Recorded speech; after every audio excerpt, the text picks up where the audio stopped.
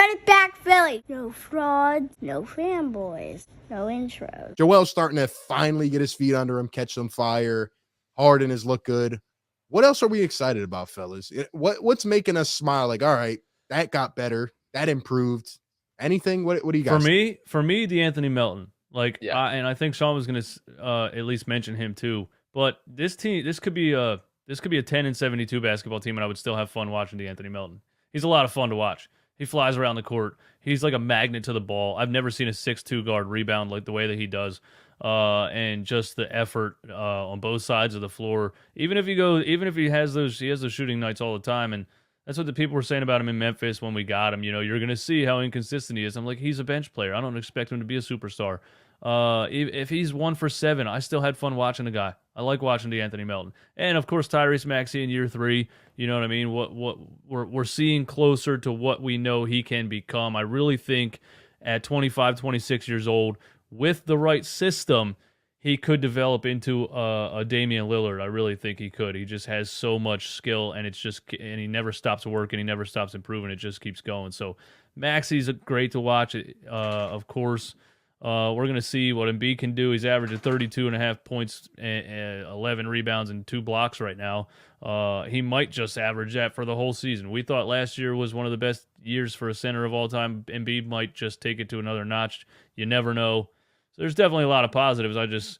The negatives are, I guess, outweighing it right now because we thought we were going to be a lot better than we look so far. But there's a lot of reasons to watch this team, I think. Yeah, I agree.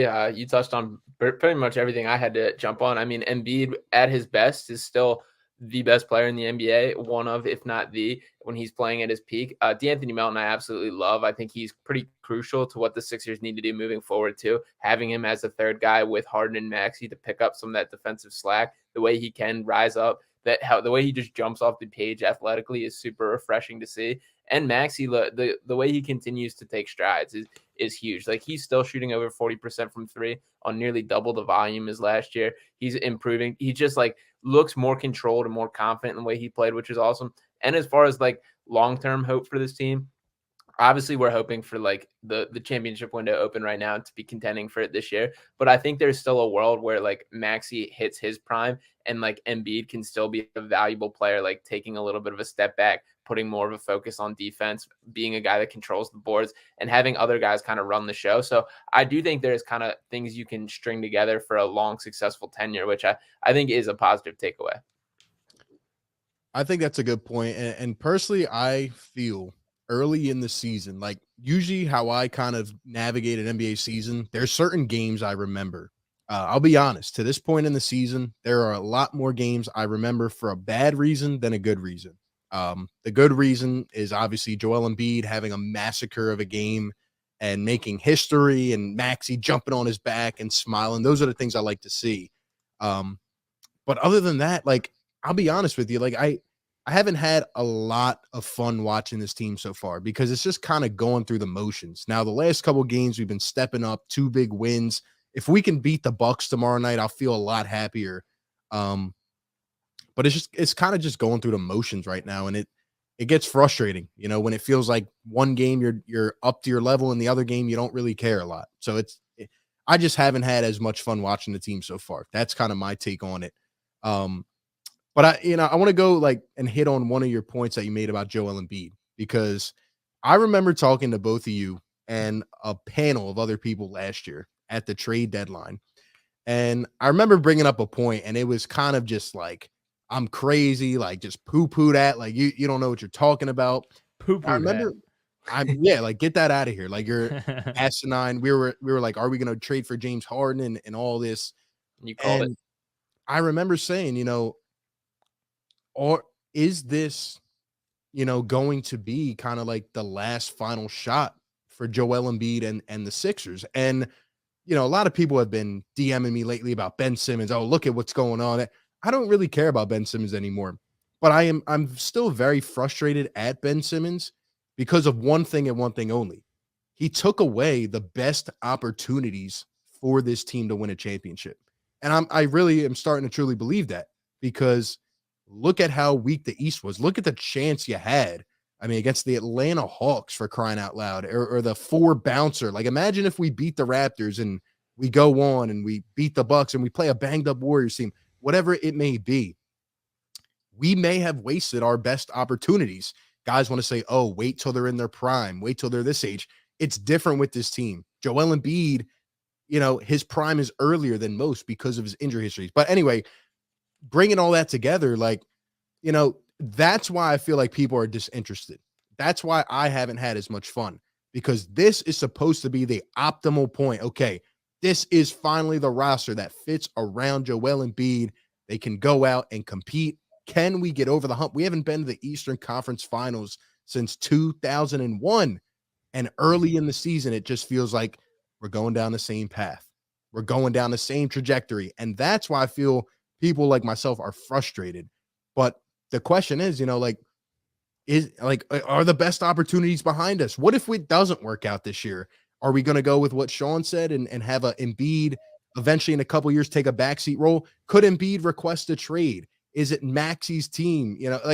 Those are the things starting to creep in my head, and I don't like it. I feel like we're wasting good opportunity.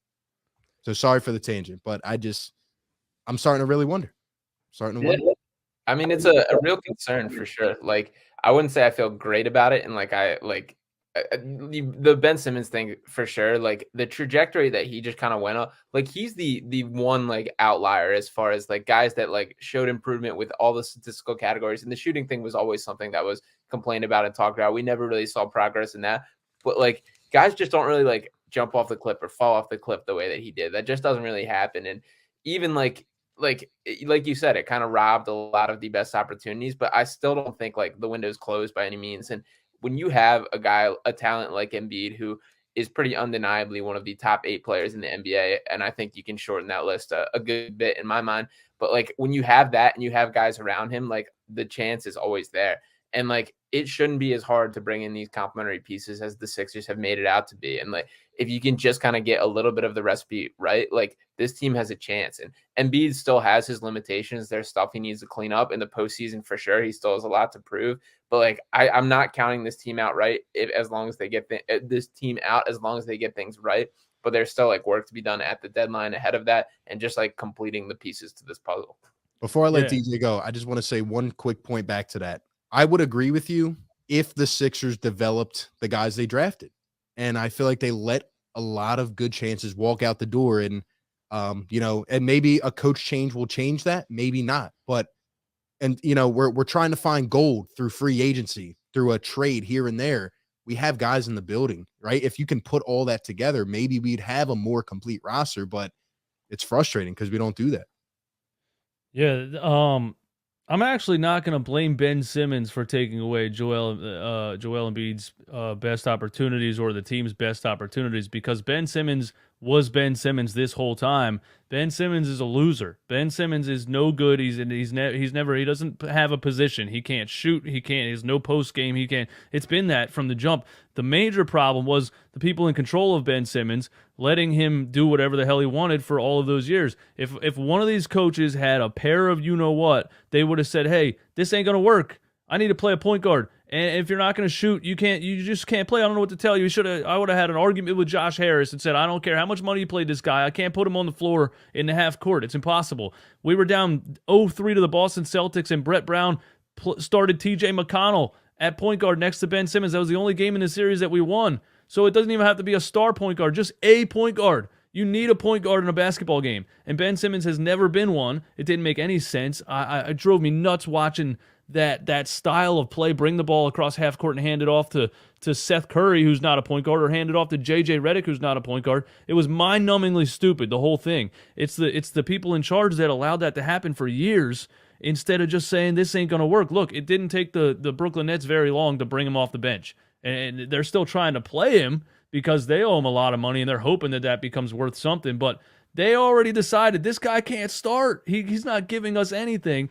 And, I mean, he was giving us a lot more than he's given the Brooklyn Nets, but it's the same concept. You needed a point guard. You just needed a point guard that whole time. Any point guard would have been better than this 6'10 guy bringing the ball up and handing it off to JJ Redick, who should never be dribbling a basketball. I saw for what felt like way too long, and I think that was the major issue. But, yeah, I mean, it is the fact that Ben Simmons was there, but it was really, to me, mishandling of it, or just people not being tough enough to say, hey, this ain't going to work. So, yeah, I agree with you, but I just think, people let him get away with it too long. And I agree 100%. But the problem I have with that is, as a number 1 overall pick, the expectations, the heights that are coming. You take a team from 10 wins and you and Joel Embiid have this team in the playoffs. And my thing is, he talked, a little while ago, oh, I wasn't mentally there. I wasn't mentally ready. But he never was open or honest about it. The Philly fan base got tougher and tougher because we felt like we were on the cusp, but yet we never got over the hump. And that's what I'm frustrated about. And then you kind of had this whole drama-filled season last year where you're supposed to be there, then you're not. You show up for one training camp practice, you're not. And to me, it just felt like maybe those couple years were our best opportunities if he would have just played a little bit better. Not saying he had to shoot the lights out, but I mean, we were there. We were there.